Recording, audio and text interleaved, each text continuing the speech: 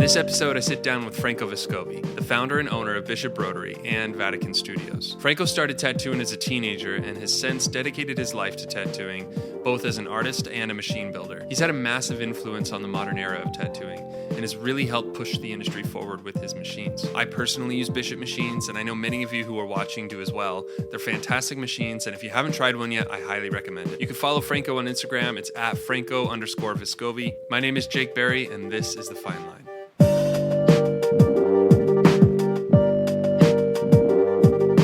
Thank you for doing this with me. Hey, man, no problem. It's kind of cool doing this podcast with you. You work at the studio with us. Yeah. Do you know the history of this room? You know, you have kind of been hinting that there's something you want to tell me about this room, and I haven't told you. No, yet. not yet. This would be a good time to tell you about Let's hear this it. room. Okay, so when people think of Bishop, they think of this massively huge company, right? Mm-hmm. And really, it just was founded in just grassroots from kind of like the streets, really. Homemade machines. We can get into that stuff a little bit later, but this room was the first Bishop Rotary office, repair center, factory, everything. Like Bishop was all in this room. Everything was Bishop. This room, and this was probably 2009. Okay, wow. Yeah, about 2008, 2009. We moved here. Before that, I was at another shop that I had called the OC Ink House, and we were kind of building in my tattoo station, machines and stuff, and I would go to the factory where they actually had the CNC machines, and I'd kind of spend some time making our machines there. Yeah. But I remember when I moved to this building, I was so excited because this was like the first Bishop office. And if this was all it ever was, I would have been happy too. Yeah. I was like, we got our own room and it's big. Yeah. So that's amazing. So you're in the history of, you tattoo in the history of Bishop Rotary. I mean, I'm honored. That's amazing. So now you know. Yeah, so for people that are watching this room, this is actually my room where I tattoo. And I've been in here for probably 3 or 4 months. Yeah. Right? Yeah, 3 months maybe. Yep. And it's been amazing. It's been great, being in the studio and getting to work with everybody and getting to know you a little bit more. It's honestly so cool. I love it here. Thank you. I love getting to know all the people that work with us. Yeah. Sometimes people have this thing where it's like, oh, I work at this studio for so-and-so. Like back in the days, it used to be that way. Yeah. And throughout the years, even since 2010, I'd be like, no. Nobody works for anyone. Yeah. Y'all work together. We work together. We get to hang out together and create art together. Everyone here is their own boss. It's kind of like a dorm room. Yeah, and everyone's just doing their own thing in their own room. But this room, this is a special room to me. That's and cool. Just to give you a little bit more history, at one time, picture this, because you have an imagination, because you're an artist. Picture a thriving, phones ringing, computers checking orders, getting excited. If we sold 2 or 3 machines in a day, it was best thing ever. I remember when we got our first big order from a distributor. Yeah. It was Heike from Premier Products in Germany. And my boy Steve Soto, who works with us also now, which is really, really cool. He was like, I'm going to send Heike to you. She's in town. She wants to meet you, and she's heard about your machines and stuff like that. And so she was in this room. So this room was the first room that a distributor came in to buy machines. Wow. And I remember I was like, no way. They want to buy my machines to resell them in Europe. So there's a lot of history in this room. That's incredible. Yeah, that's amazing. I'm very honored to be in this room then. But I actually didn't know that. So that's really super cool. Yeah. What a great time to break it to you. I know. Right? Yeah, that's amazing. Yeah, and for people that can't see this room, it's not a massive room. So to get all that stuff done in this room. Okay, so when you edit this, you got to do the voiceover and you got to get your iPhone done.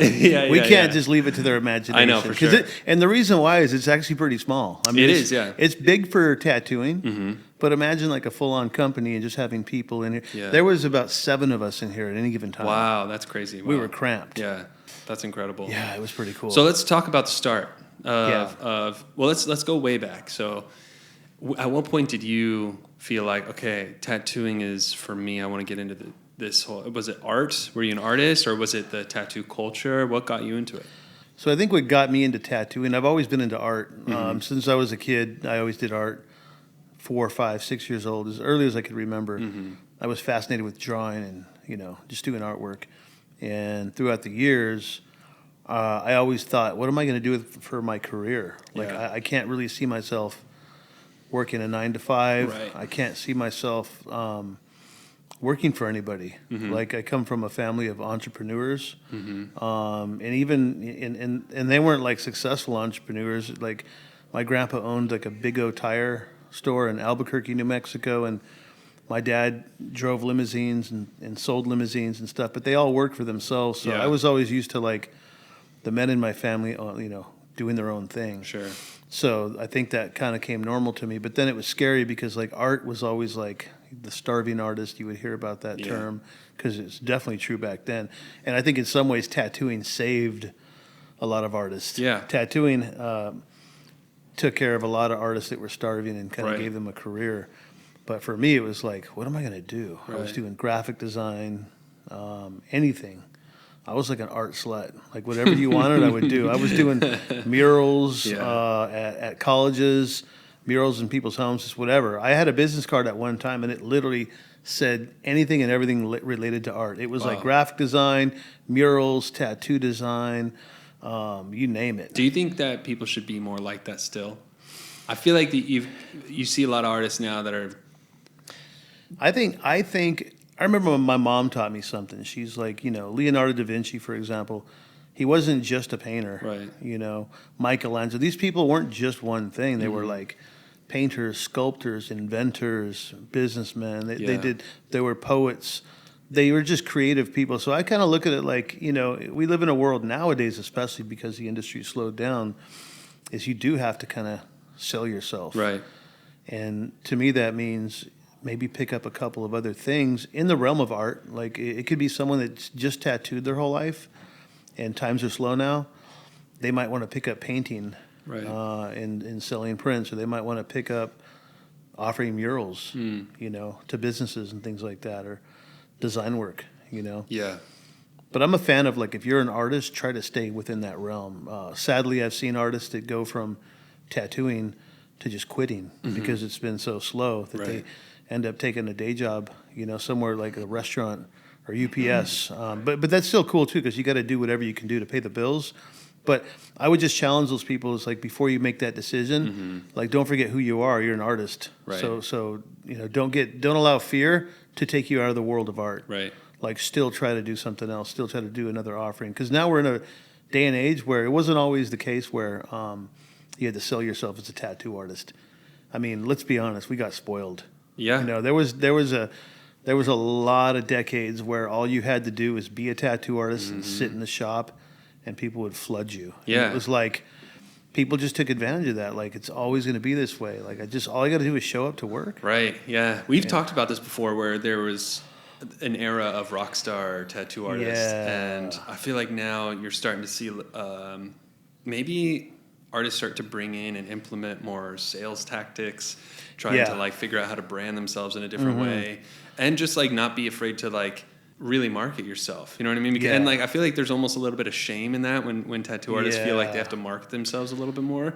Oh, but yeah. it's just business. There's no You know what I shame mean? in it. Yeah, that's business, right? I'm going to break down the raw recipe. You ready for it? Let's hear it. It's very simple. Anyone listening to this is fact. This isn't even opinion. And this is stuff I've talked to with big name artists and small timers and beginners. So yeah, let's be real. We got spoiled. There was a time where, like I said, you just show up to work, you sit there, and you're fighting off the customers. Sure. And you're going home with fat packs. Your pockets are stacked. Yeah. Cash, right? And so people got used to that. Yeah. And then the people that would get in the industry thought, oh, this is how it is. Right. So we can't forget that tattooing is a new industry. It is. Hair salons, beauty salons, clothing stores, shoe stores. Like, these are industries that have been around since the beginning of, the modern era type of thing. So, like, beauty salons, for example, right? Even 10, 20, maybe even 30 years ago, if you opened one up, you for sure knew you had to market yourself. You had to put yourself in the phone book, right? Before there was Yelp. You had to go ahead and make coupons and do mailers and maybe do some billboards, maybe do certain things that are advertise related.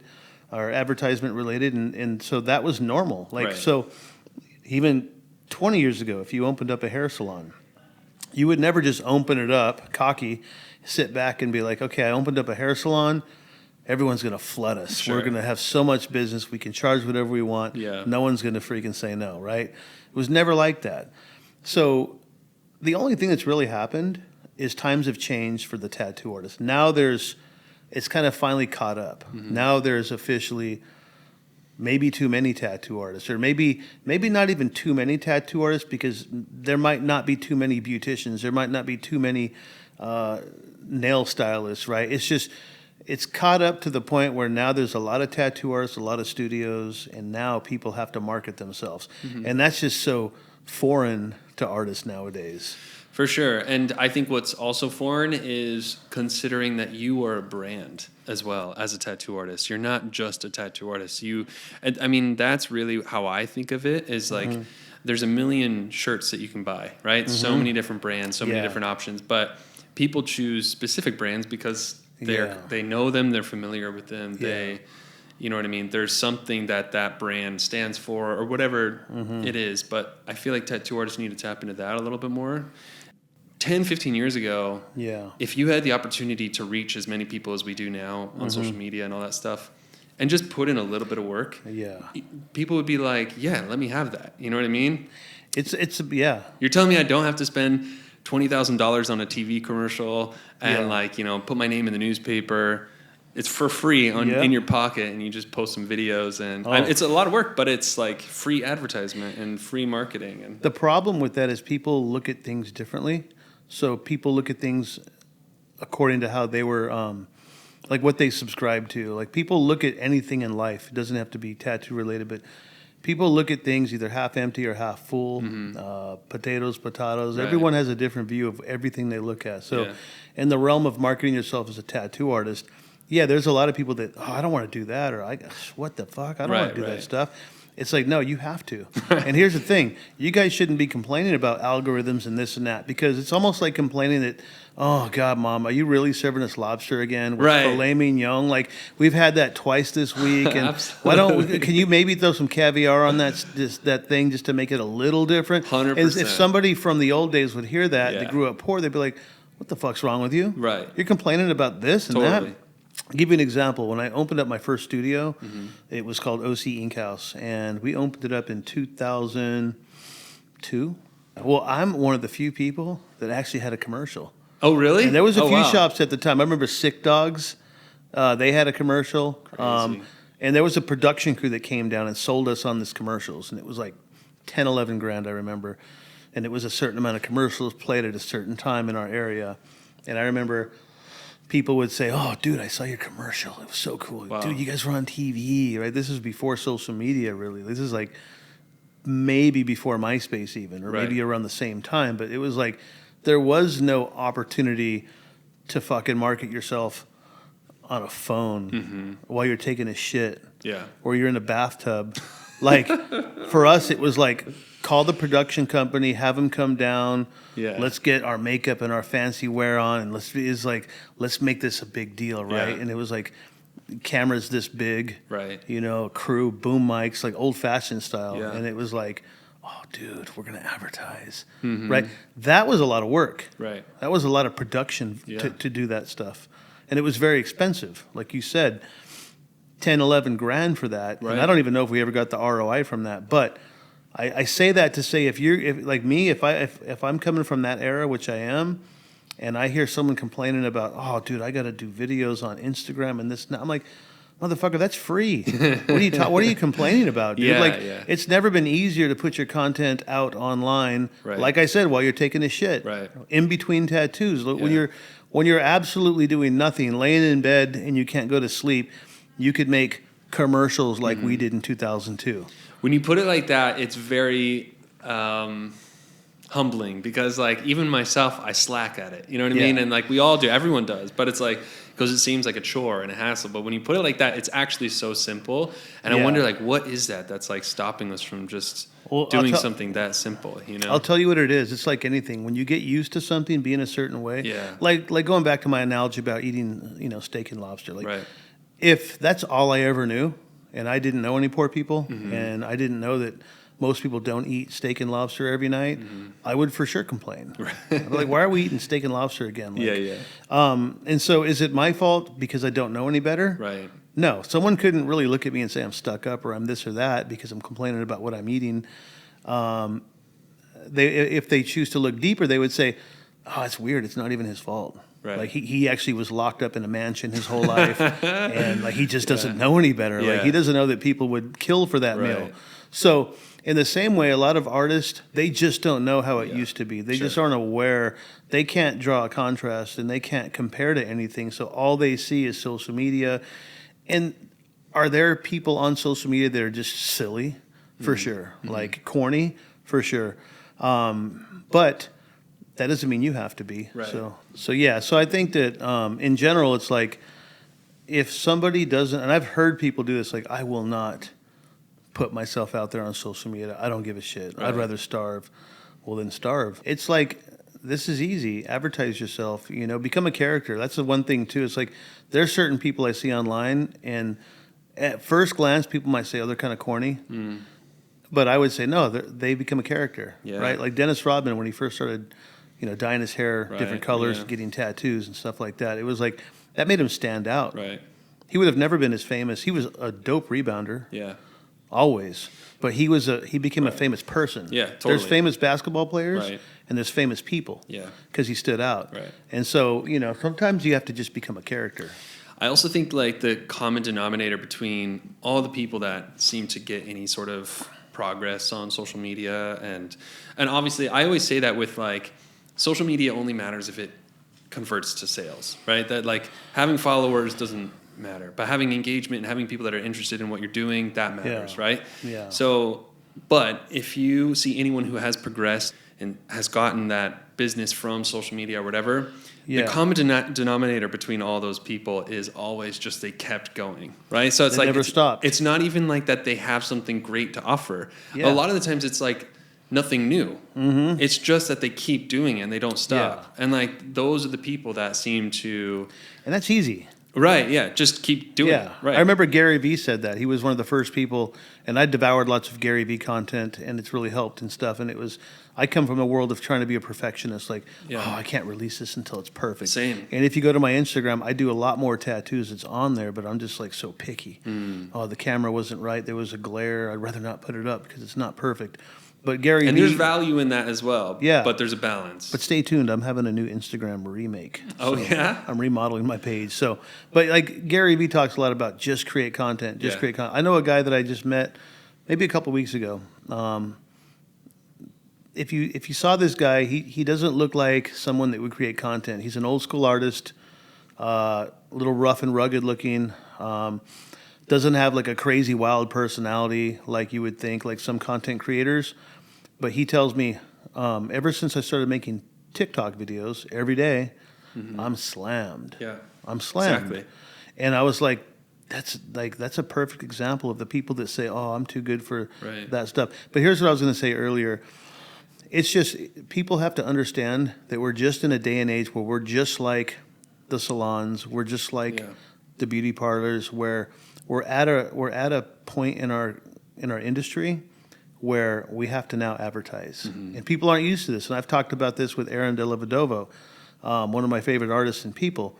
It's like he advertises, and he gets people that come in through advertising. He'll spend money to do so. Right.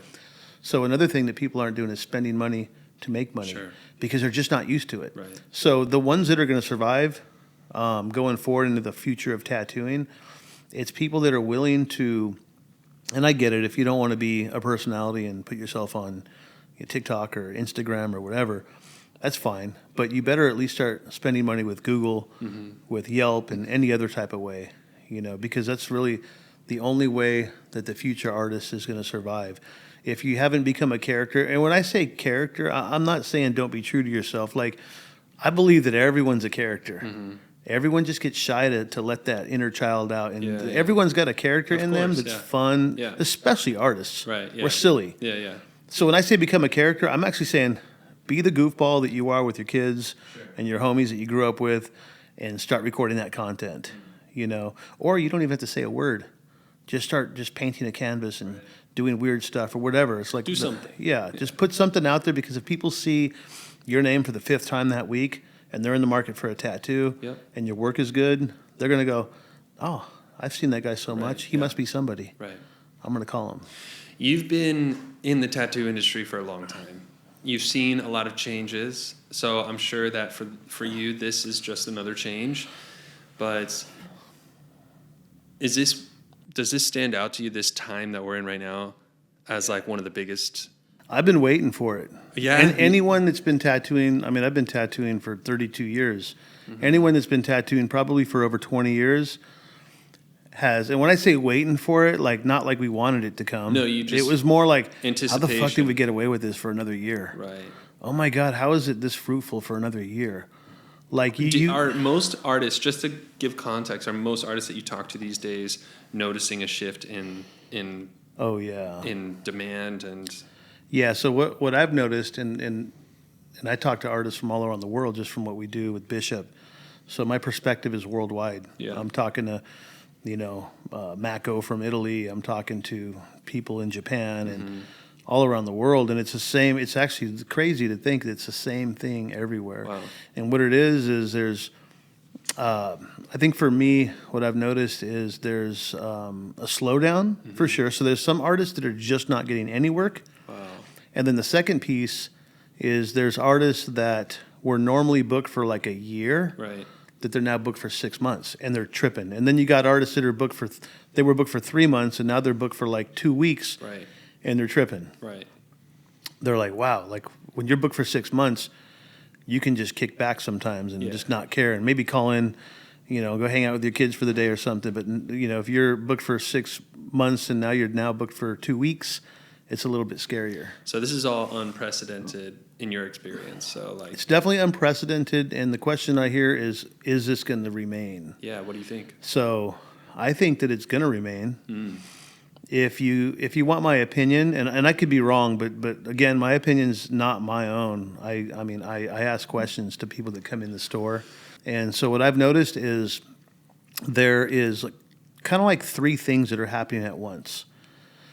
There's a shift between people that used to get big tattoos that now want small tattoos, right? So your average client 5 years ago or 10 years ago especially, it's like when you get a client, you're usually going to do a portrait that might take 6 or 7 hours at minimum, or you're doing a half sleeve or maybe a whole sleeve or a starting of a back piece. Now, that same client, for the most part, just wants an outline of a dolphin or some Roman numeral letters. So your new client today is different than your new client 5 years ago. Yeah. And so guess what else happened? Something else is happening at the same time. We have an influx of new tattoo artists from all around the world. And let me ask you, good. what's easier to do, an outline of a cross or a portrait? An outline of a cross. So when imagine this, like when I learn how to tattoo, and my people have learned how to tattoo, like Letitia, Alexi, the people I'm training now, like James, my son Angelo, my daughter Gianna, like the people that I'm training now, I'm trying to get them to portrait quality. But legitimately, 6 months into the tattoo, 6 months into them tattooing on real skin, let's be honest, they're good enough to satisfy like most of the people that are getting tattooed today. So that's another thing that's happening is you have an influx of tens of thousands of artists that just started learning, and it just so happens to be that their level of quality of tattoos is what the masses want. Why do you think that people are getting good so much faster than they used to? This is like the information highway. So like when you look at like technology, iPhones, cars, rockets, all that stuff, people are just getting smarter faster. For sure. And so in the world of tattooing, right, it's people are getting smarter faster there too. I think it's something to do with like the ether. Like there's something out there in the invisible realm that's just making the downloads faster, and it's probably not good. It's like too much information. Like sometimes I wish it was a society where it was slower, like during COVID, it was just like such a slow moment where like, if you were forced to find the good in COVID, it was like, wow, shit slowed down. Right. Like the days lasted longer. Right. Like you weren't so like feeling like you had to learn everything. But fast forward now, we're back to like Everyone's got to learn stuff. There's so much competition. And I think that's what it is. It's like cars, technology, phones. There's too much competition. Yeah. And competition is what's creating everyone to excel and learn at a fast rate. Yeah, so it's a good thing as well.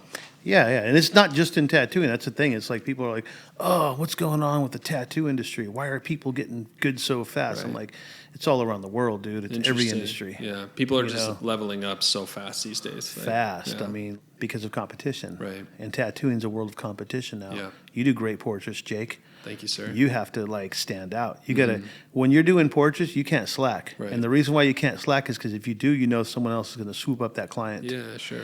But getting back to like this day and age, I want to say something. It's like here's another dilemma we have. Just because you're a beautician doesn't mean you're an ad agency. Just because you're a tattoo artist doesn't mean you know how to market. And so what I would strongly encourage artists to do, tattoo artists primarily, is don't necessarily watch videos on tattooing. Watch videos on marketing. Watch videos on, how to market. Gary Vee's a good freebie. He's always on the cutting edge of how to get your content out. Start watching what people are doing in other industries just to understand how they're marketing themselves with whatever they do. But in other words, don't slack. Like, learn how to market yourself. Yeah. Become a marketing agency for your own personal brand. You need to become your own agency, really. Like we talked about earlier. No one else is going to do it for you. And let's face it, you and you and you and you aren't paying 5, 10, 15 grand a month for a publicist to come and push your stuff. And I know people that have done that. Yeah. And they're excelling. They became famous artists. Right. But that's a sacrifice if you want to make. You can go down that hole too, but you don't have to. No, there's so much available to you. For free. Yeah. For free. So I don't think this season of tattoos being slow is going to end anytime soon.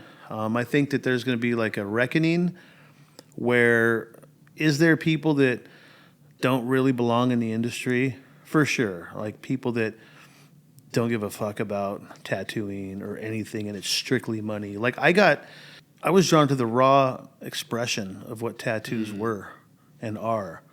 It's just the expression of tattooing is the most rawest form of expression to me. Yeah. Getting a tattoo is like, this is how I feel. Yeah. This is what I believe in. This is who I love. And that's that was what attracted me. It was really the magic. If you talk to anyone that has tattooed, there's something magical about it. And it's not in canvas painting. It's not in airbrushing. It's not there. Yeah, I know what you mean. Yeah, there's something different. And I think what it is like when you're poking another person, It's human connection. and blood's coming out. Like in a way, it's a sacrifice. Yeah. And I've told people this for years. Like, tattooing is a ritual. Yeah. There's blood involved. There's tools involved. Yeah. There's pain involved. This is a whole nother conversation we won't get into, but there's a medicinal aspect to tattooing. So I think that's where the magic comes. Yeah, there's a spiritual experience. Yeah. Yeah. There is, for sure. I mean, people let their guards down. That's For why sure. we end up knowing a lot about life because we've heard every single story a million times. Right. You could almost finish someone's sentence and they're like, how did you know? Are you a psychic? How did you know this? It's interesting that even people, as they're lying there and you've never met them and you're total strangers, and they'll just start opening up to you about so many things. And there probably is an element of that, of just like feeling that connection. And you're just like, I know what it is. Human. I can tell you what it is. Let's hear it. It's interesting.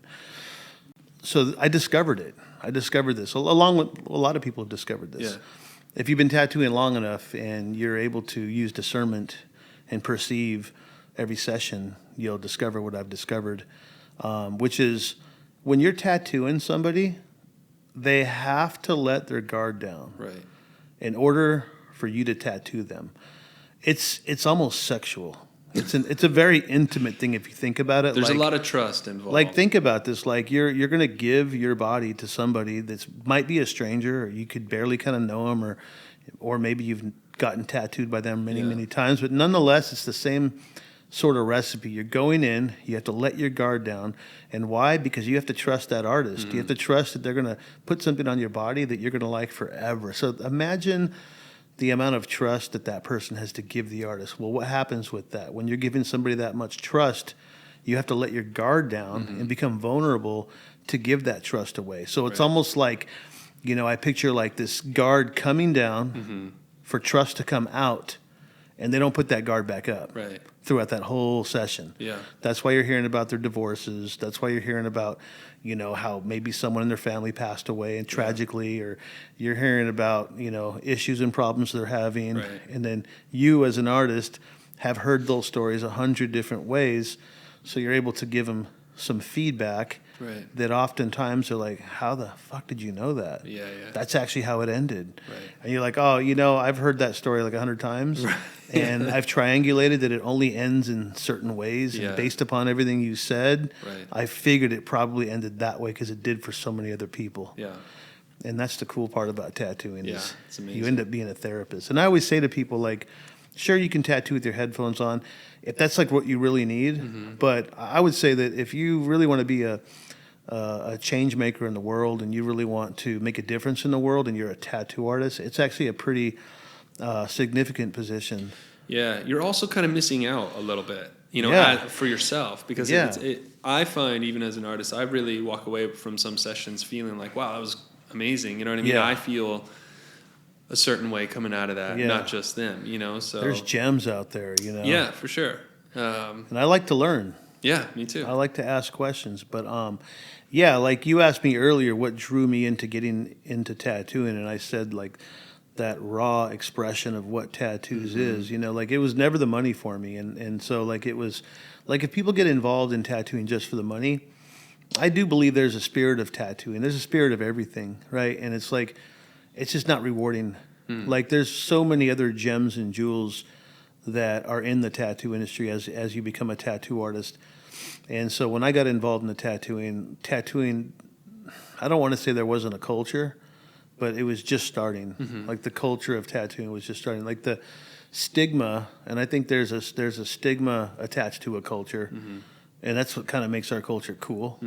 But yeah, I mean, it's the culture of that time drew me in because I was always a rebel and a black sheep. And so at that time when I started tattooing over 30 years ago, I was kind of attracted to the rebellious part of the tattoo culture. Yeah. It's not so much there really anymore. No. You're like almost a minority now if you don't have a tattoo, exactly. right? Yeah. And if you tattoo, it's like not as cool. Like I could honestly say that tattooing in the 90s, early 2000s, it was pretty much equivalent to becoming a rock star. Yeah. I mean, only if you were good. If you were a good tattoo artist in those years, you were like celebrities would jock you. Yeah. Like celebrities would look up to you, literally. Like, I mean, they'd be like, "Oh my God, you're giving me this look." Like, and I can't fake it around you. Like, you're the one giving me this. You're the one making me look cool. Yes, yeah. When I'm around other people, I'm just too cool for school. Yeah. But you, dude, you made me. You actually made me look cool. That's cool. I like that. So now it's not so much there, because it's like there's so many choices and stuff. But I mean, look, I was spoiled. I come from the era where I was one of the only portrait artists in Southern California. Yeah. If you weren't coming to me, you were coming to Tim Hendricks or Jack Rudy, or Tom Renshaw when he was in town. Jose Lopez. I mean, there was just a few. Yeah, a handful. Just a few really good portrait artists out there in those days. So Bishop then. So you were tattooing, you had a shop, and then at some point you made a switch to building machines. Yes. And was that just for yourself? You wanted to build machines for yourself and your friends, or did you actually pursue this brand that you've created now? So not only was I in love with tattooing, but I actually fell in love with like the equipment and the tools and the precision that it took to create them. Really, it was like a fascination of mine. Just how do I create a tool? Now you're talking, actually let me back it up. Freddie Negretti is a pivotal. There's a few people in my tattoo career that are pivotal. One of them is Freddie Negretti. One of them is David Oropeza, Compton David. He's done so much for the industry, especially the Southern California black and gray tattoo artist. He's one of the few people besides Chuco that really connected everybody together. a lot of the artists because there was no social media really back then. So he was, David was one of the few people that was connecting people. Hey, so-and-so, you got to meet so. David introduced me to artists I only heard of. And it was like, oh, he's here? Oh, shit, I never met him before. Cool. Heck yeah. He's like, boom, boom, boom, hey, meet so-and-so. And that could never be duplicated because now everybody knows everybody from Instagram and social media. So Compton David is just like, and of course he has one of the best bodysuits in the world that you could ever see from black and gray artists, the best of the best. Wow. But Freddie, I started tattooing because of Freddie Negretti. I wouldn't have tattooed if Freddie Negretti didn't exist. Franco Vescovi wouldn't exist as a tattoo artist. And the reason why is because I have some family members that grew up with Freddie in the same neighborhood in L.A., and so I was always an artist. So when I went to the area where they all hung out, I was always fascinated with Freddie's tattoos. At that time, I never met him. I just heard his name. He was like this rock star. He was a rock star back then. In like the mid-'90s, Freddie was already a rock star. He would get out of prison. People would hear that he's out of prison, and they would flock to him at hotel rooms and get as many tattoos as they can before he goes back, because he'll tell you he lived a rough life. And that's what makes Freddie such a special individual, because he turned his rough life into inspiration. And it's just a beautiful story that is like a whole nother podcast. But I love Freddie Negretti. He's family to me. So I kept seeing Freddie's work. And you got to remember, how long have you been tattooing for? 9 years. Okay, so this is fun. Like, use your imagination and put yourself in the mid-'90s. To see really good black and gray work was very, very rare. Right. You would not just see it every day like you do now. Yeah. So when you're looking at, even if you weren't a tattoo artist, if you're at the store and you see someone with a portrait, It would stand out. you're like, what the heck? How did that? How did someone do that on your skin? Right. I say all that to simply fast forward that I made my first tattoo machine. It was a Jailhouse Recipe, and it was a rotary machine. And if you guys have ever seen my Phantom tattoo machine, that's the closest. I kind of modeled that machine after my homemade machine. Oh, cool. So I went to high school with Norm, rest in peace. We went to the same high school. And it's funny because when I started tattooing, I just went to high school with a homemade tattoo machine, and I was like, who wants in? No way. So every day I was tattooing, like, I would cut class, tattoo people in the bathroom, Wow. middle of the football field. I had a big battery. I would just kind of touch it, and boom, it was on. I say Norm because I love Norm. He's like my brother, and we would laugh like, dude, we came from the same high school. That's so crazy, man. Like, and he would always give me my flowers. He's like, man, I remember one time he told me, I never really told you this, man, but when you were in high school tattooing, I thought that was the coolest thing ever. Really? Oh, that's cool. He goes, I never even planned on being a tattoo artist. So when I used to see you tattoo in high school, I never would have thought I would be a tattoo artist. Wow. He started tattooing, I think, 12 years after high school. Wow. But it's just kind of crazy how the world works, Yeah. because he became a legend as well. Yeah. But that homemade tattoo machine stayed within me, and I think some things are written in the stars because my first machine was a rotary. There was times where I used a real tattoo machine, which was a coil. Yeah. And I just never got used to it, man. Yeah. I mean, when you started off with a homemade tattoo machine, doing everything single needle, I mean, you look at all the tattoos that are popular now, these fine line stuff. It's funny, sometimes I'll get people that want a tattoo from me, and they're like, do you do that single needle stuff? And I never say anything because I'm not going to be like, I remember in my head I'm thinking, that's all I ever did. Yeah. Way before you were born. Yeah, yeah. And so it's like, yeah, I could do that.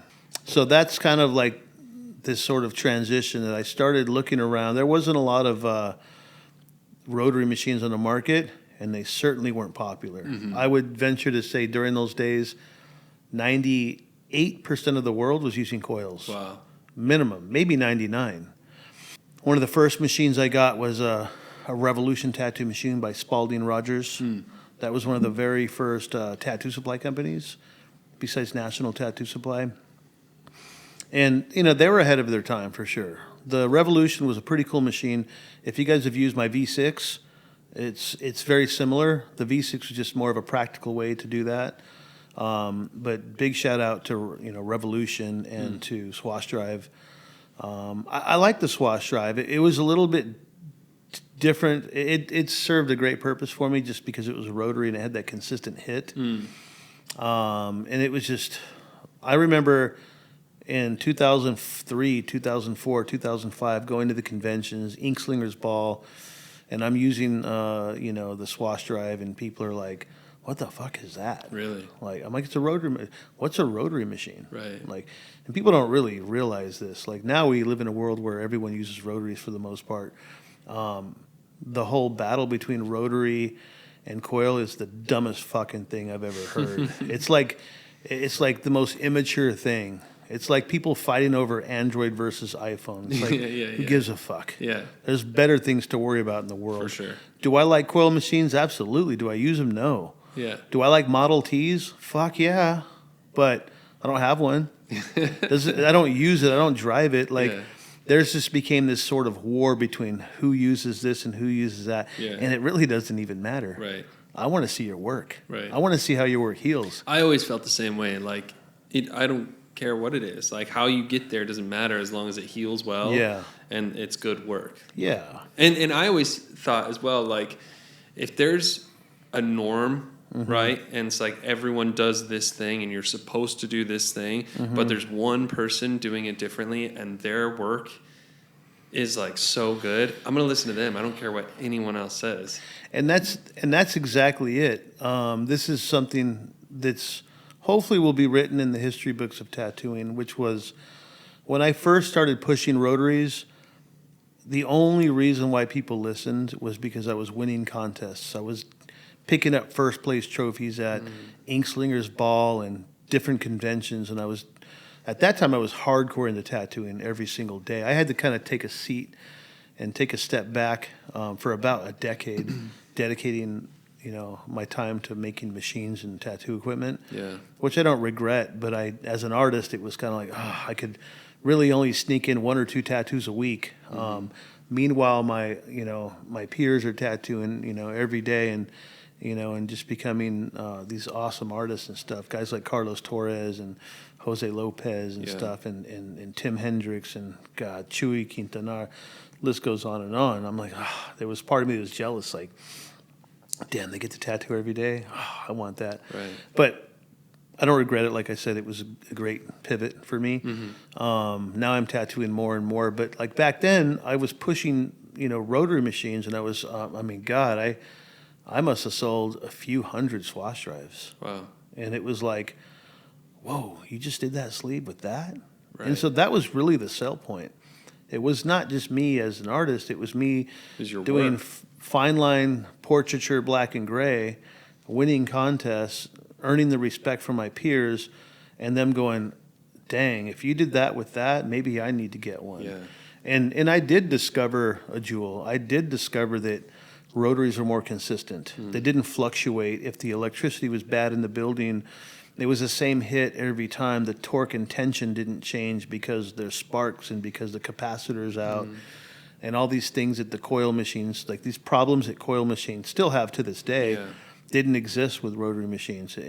It's a funny thing that I used to coin. I'm like, rotary machines, they're great, man. They either work or they don't.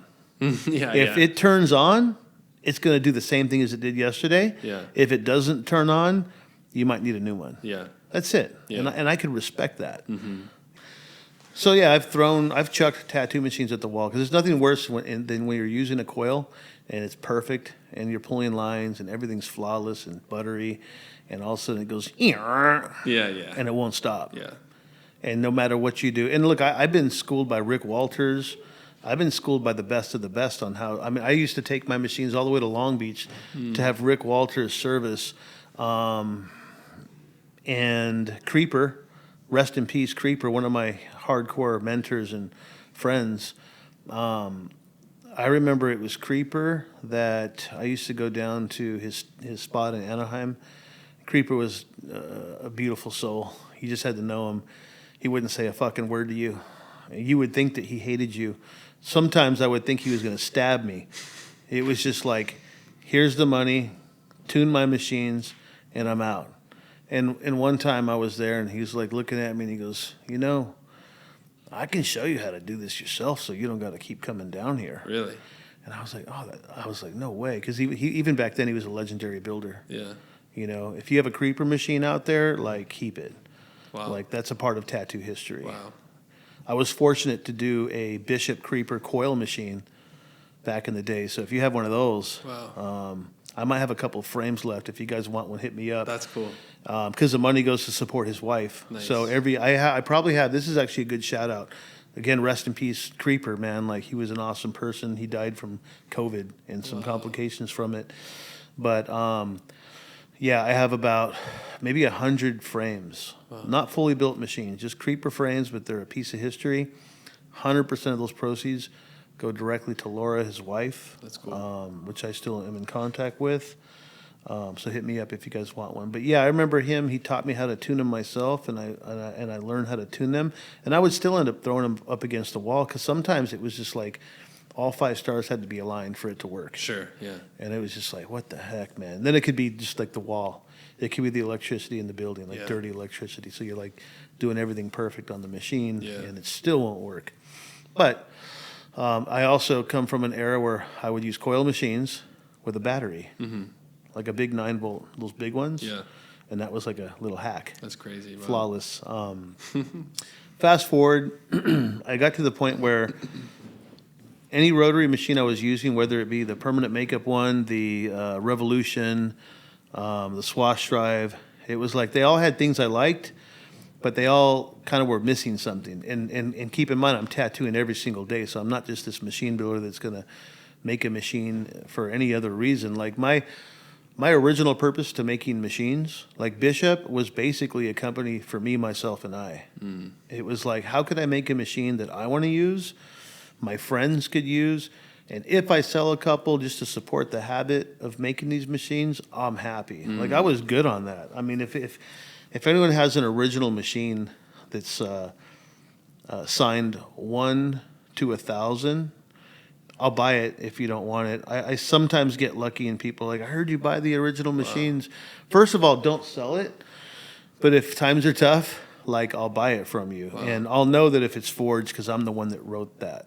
Well, so you started seeing more consistency in these machines, and then you started selling them, and clearly other people started seeing consistency in the machines. And then did you hit a point where you're like, oh my God, this is getting way bigger than I expected it to? In this room. Like, just all of a sudden. Oh, I'm going to just make you feel so tingly, man. Like, you're going to never be able to unsee and unhear the stories that happen in this room. This was one of the rooms that I did this thing where I'm like, I remember thinking, gosh, this is silly, guys, but I'm going to put 1,000. Like, I know we're never going to sell 1,000 machines. I know that. We're never going to fucking sell 1,000 machines. Maybe a couple hundred throughout our entire life. Wow. You know? So I was like, really, but now I'm also into like Napoleon Hill, Dale Carnegie. I'm really into the whole, I don't even want to say manifestation because it's kind of corny now, but like it is real. Yeah. Prayer, all that stuff.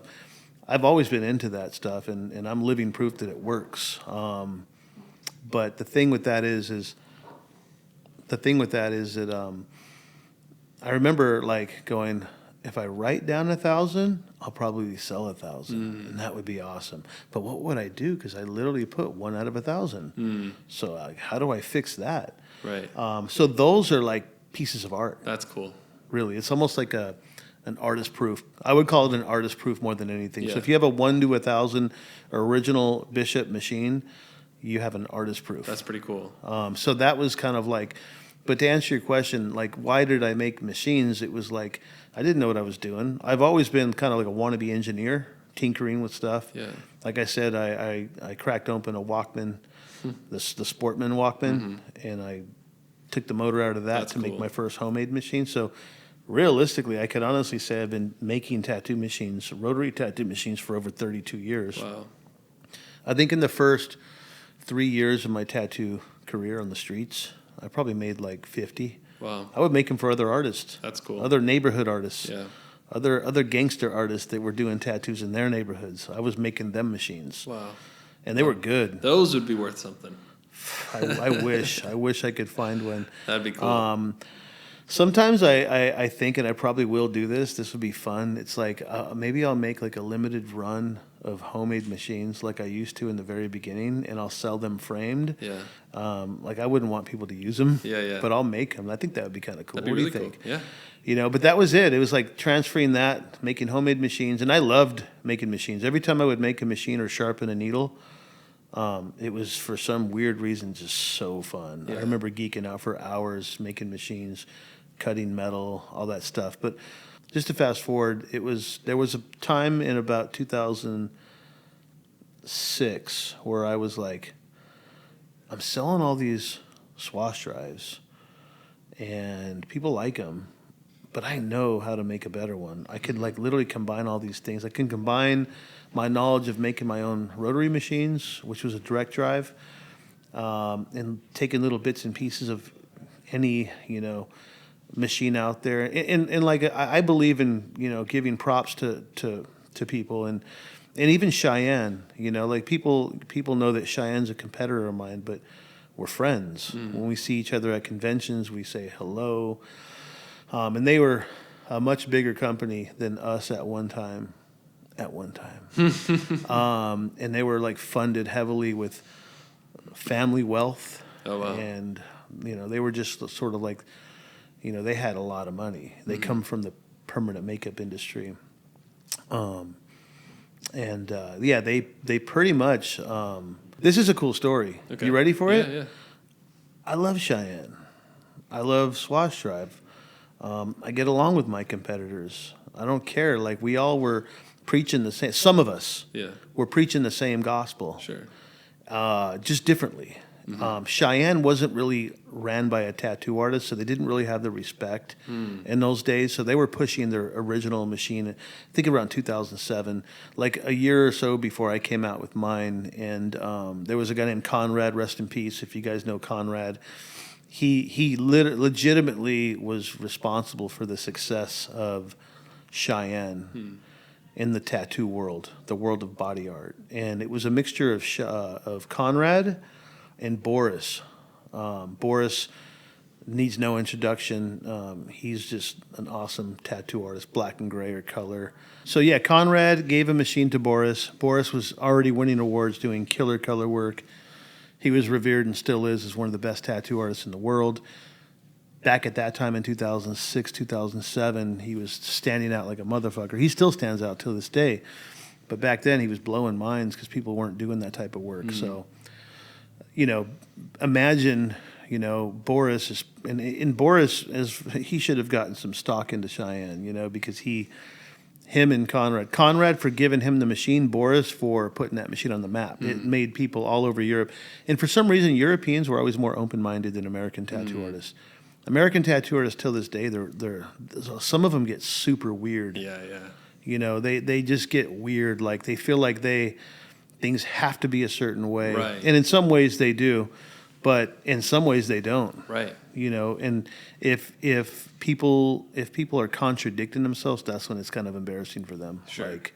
Like what do you mean? Like rotary machines are stupid, and it's like it's the new way to tattoo. Meanwhile, they have a Tesla and an iPhone. Right. Everything about their life is the newest. Right. Everything about their life is the most advanced technology. But for some reason, when it comes to tattooing, it's like they insist on tattooing with sticks and bones. Right. Which I don't care. Right. But if they're going to judge and they're going to just say silly things like, that's a dildo, man. It's like, okay, so are Sharpies dildos? Right. Is everything you've ever used, crayons, pencils, anything you've ever used that's the shape of a dick, a dildo? Like, it's like, why? How did a tattoo machine become a dildo? Because it's shaped like everything you've ever used to do art, including a paintbrush. Yeah. And it's just because it's a fun way to like attack this stigma thing of like rotary machine. I don't really care. It's funny actually. Yeah. But it's a new way to tattoo. And like I was saying with Boris, he brought it to the forefront in Germany. At the same time, I'm bringing it to the forefront in America. And I was traveling around the world, so I was taking these machines with me. So when I made the first Bishop machine, I was happy with it. I remember giving it to certain friends of mine like Steve Soto, Johnny Quintana, just different people, and they would use it, and they'd be like, "What the dude? This is crazy." Mr. Cartoon. So I come from an era where people kind of clown me a little bit, even my peers, but like not in a way where it was rude. It was just more like, "Get out of here! What the fuck is that? That's not a tattoo machine. Come on, now. Yeah. Like what is that?" Fast forward, even Creeper switched over to rotaries. Wow. Norm, one of the best coil machine builders, rocked rotaries probably just as much as he uses his coils.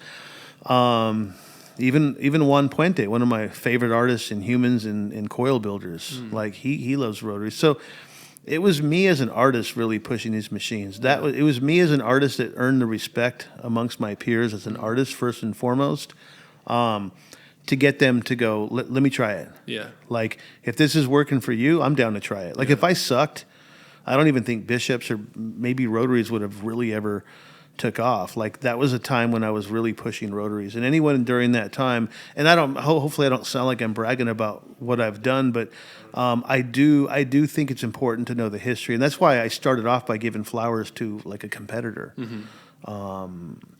because I'm just speaking fact. Yeah. And so when it comes to Bishop, I had a lot of work to do, man. I had to put up with so much slack and so much just shit talking, and there was real shit talking too, like people that were like haters, because we all have them.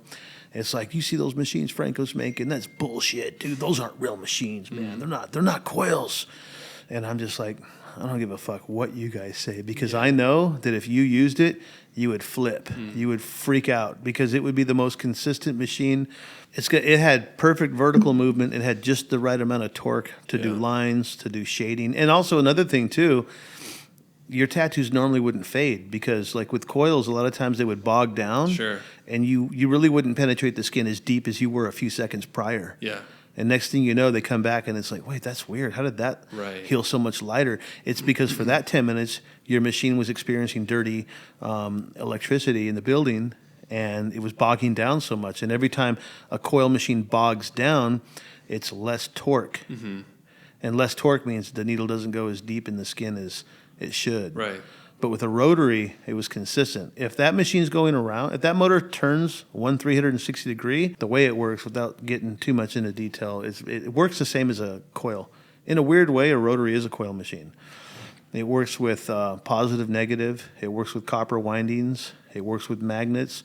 And in the case of a rotary motor, it's trapped in a tube, so to speak, and it's on a shaft, right? And the shaft is trapped with pressed ball bearings, and so when it kicks off that positive negative charge, it turns, Right. and then it builds inertia, and then depending on how much copper you have, determines the type of torque and the type of hit per RPM. Like there's this weird thing where it can't have too much torque and not enough or too much RPM, because you could tear up the skin, or it could not hit deep enough. So it's like rotary machines were just consistent. If it turned, it's going to carry the same amount of torque as it did the turn before that. Yeah.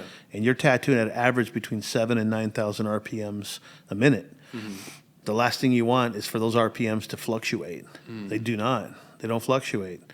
The only time they fluctuate is when you dig deeper in the skin with a bigger needle, but the way they fluctuate is consistent. So what happens is when you're tattooing with like a 23 mag with a rotary machine, and you get into the skin and it goes, when it goes to that lowest sort of hum, It's going to stay there. it's going from like, let's just say like from 8,000 RPMs when you're tattooing lighter to like maybe 7,000, but it's still consistent. It doesn't go from 7,000 to 5 to 3 back to 8. So your subconscious mind is able to memorize when it makes that lower pitch that it's still hitting the skin deep and going in. Right. and they just sort of adjust accordingly. But that's what I did. I came up with a machine that was consistent. I started giving them away. I probably gave away more machines. For some reason, I was in the beginning like a bad businessman, but it ended up working in my favor. I had a hard time selling these machines to friends of mine. I'm like, you could have it. And then people that doubted it, I had this thing where I'm like, here, you could have it for free if you don't like it. If you like it, you have to buy it from me. Right. So I would like front machines out to people. I'm like, funny. Dude, if not even for free, it would be like, if you like it, you can buy it. If you don't like it, I'll take it back. Right. I never got a machine back. Yeah. Ever. I would sell these machines to people, and they would call me and go, dude, I need more. Just like was everyone in my shop wants one. Wow. Everyone in my shop tried it out, and they all want one. So when rotaries weren't popular, I was out there preaching the rotary gospel. Yeah. Try it, try it, Yeah. try it, try it, try it. And I was putting it into the hands of really respected artists. Again, guys like Cartoon, Steve Soto, Alexis Vatate, Jose Lopez. And a lot of these guys were friends of mine, so there was that natural trust. They're like, oh, Franco's my friend, and he does good work, and I want to try it. Why not? Yeah. And then they discovered that it was a lot more consistent than a coil machine, and they discovered that they didn't have to fight with their machines. And then, and then remember, at the time, cartridges were starting to get popular. So then it was like, dang, cartridge needles? Oh my gosh, they don't really work with coil machines. Right. So then that was another added bonus to it. But it took a few years. I would say from 2004 to 2010, I was heavily pushing rotary. Yeah. I was getting big distributors to pick up these machines, and so for a long time it was Bishop, it was Cheyenne, it was Swash Drive, and a really cool rotary company out of Greece called Stigma. I give them props all the time. I see them in Germany once a year, and I talk to his sons now, and it's like it's really cool. You know, we go back and forth about the beginning days and stuff, and so we were really pushing it. I think what stood out too is like a lot of these companies that were pushing rotary machines. Thank God they were doing that, so it wasn't me that had to do it by myself. So that's kind of the quick story of how Bishop started, and I never really got into it to be a company. It was just like, let me just make some cool machines for us. And then it just took off. Then it just took off, and then it just became like we couldn't ever keep up with the demand because I was always picky and still am about how they're made. Yeah. They're handmade machines. I mean, their parts are machined and stuff like that. Yeah. But still, it's and they're assembled. all still made right next door. Right next door. You've seen the building. Yeah.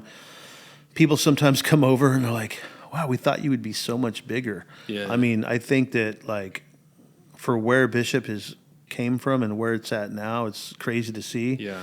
But still, it's like when people come here, they're like, you know, wow, you guys are not huge. And it's like, no, we're like a mom and pops type of work. Like, you know, we're here with the same people. There's people that have been here for 10, 12 years. And ultimately, it's just like, you know, I wanted to contribute. And I think like for me, I don't want to just be known as a tattoo artist.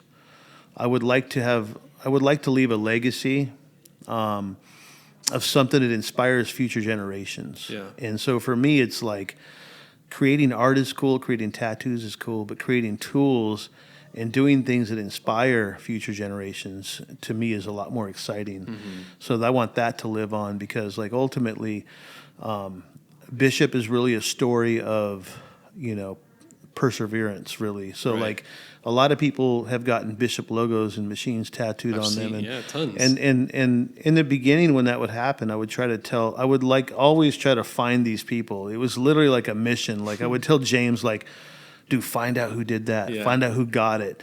And I would send him this long message about, hey man, just so you know, Bishop has weathered the storm. Like we've had fires that burnt down the building, like this building right here. I gave up on Bishop at one time. I was going to never do it again because of the fire. I didn't have the money to keep that project going. I wasn't really making money. But it was like one of these things where I tell these people, you don't have a logo or you don't have a machine that's just a cool thing. This is actually, it means perseverance. This logo stands for anyone can do it if I can do it. Right. All you have to do is not quit, persevere through the pain, because if anyone wants to be great, if anyone wants to be famous, if anybody wants to be wealthy and successful, they don't realize. This is why not a lot of people are those things. Yeah. Because you're going to suffer. You're going to get fucked up. Yeah. Life's going to just hand it to you. Do you feel like it goes back then to what we said in the beginning, where it's just a matter of keep going? You have to keep going like this. The recipe to success is actually easy. It's just keep fucking going. One thing I'll say is this. It takes 20 years to make an overnight success. That's what cartoon said. I love that. And so we live in a day and age where people want stuff right away. So success is going to be less and less, actually. Yeah. You'll find people making quick money, YouTubers or different things, but it's not forever. Right. The biggest thing is going to be, how long can you persevere? Because it takes a while sometimes. Some people persevere and they make it and they become successful in 5 years, 10 years. But it takes a while. Yeah. Yeah, that is very inspiring. And I think in my experience, like I've said, everyone that I've seen, and I try to figure out what is it that everyone that has seen success, what do they have in common? And for me, it always comes down to just like keep going, keep working. Just don't stop. Yeah, don't stop. So thanks for sharing that, and thank you for doing this with me. It's been an honor talking to you about this and being here and learning things about this building and this room. And so I appreciate you sharing all this stuff with me. Yeah. And it's been great being here and tattooing here. And like, there's just we didn't really even get to dive into this too much. And maybe we'll have to do a round two at some point. Maybe so. Yeah. There's more. I mean, there's amazing tattoo artists here that love working with you, and I think that says a lot. So you're doing something right. Thank you for tattooing with us. And I think all I ever really wanted to create was like in the whole story with the Vatican. It's I have relatives that used to work in the Vatican. And wow, that's cool. Including a pope. What? I'm not Catholic, but I'm 6 cousins with Pope Leo the 13th. Wow, that's amazing. And it's like, I remember my grandma used to always brag about that. That's like, I'm cool. 4th cousins and you would be 6 cousins with Pope Leo. He was a good pope. And for me, it was like, dang, I'm just happy to know that I was related to a guy that was surrounded with Bernini statues and Michelangelo art and Leonardo da Vinci art. To me, that's more fascinating than anything. Yeah. Like, I remember going to the Vatican, I think last year, and we found, his name was Papa Pecci, and we found his house. It's like, and it's like, it says his name, Papa Pecci, and I got pictures in front of it. And then I remember like talking to this tour guide when we were doing a tour of the Sistine Chapel and stuff, and he's like, yeah, that's where all the popes come out and do this thing. And they used to come out of that one right there. And I was like, do you know who? And I didn't tell him, but I was, do you know Pope Leo the 13th? And so, yeah, of course. I'm like, do you think he came out of that balcony and said some things and stuff? He goes, yeah, that balcony. And I remember going, dang, that's so cool. crazy. That is really cool. So that's why we've named it the Vatican. Mm-hmm. And then the second part is we named it the Vatican because the Vatican is known for a lot of things. But one of the things to artists is it's known for housing the best artists in the world. Yes, yeah. And the best collections in the world, right? And so that's really what I wanted this place to be, is I wanted it to be a place that housed the best tattoo artists in the world. And shit, man, look who we got here. Not only do we have some of the best tattoo artists like yourself in the world that work here, but we have guest artists from all around the world that come through. Mm-hmm. So definitely very blessed for that. So thank you for working with us. Of course, man. Thanks for having me. Congrats on your podcast. And thank you. Keep on getting more people in. Well, let's do it again sometime. We will. Sounds good, man. Thank you, brother. Shortly after this episode was recorded, we all received the unfortunate news that Jack Rudy had passed away. Jack and Franco were close friends, and he asked me if we could end this episode with a 60-second clip of silence to honor Jack and his family. Franco would also like to dedicate this episode to Jack Rudy, close friend and mentor.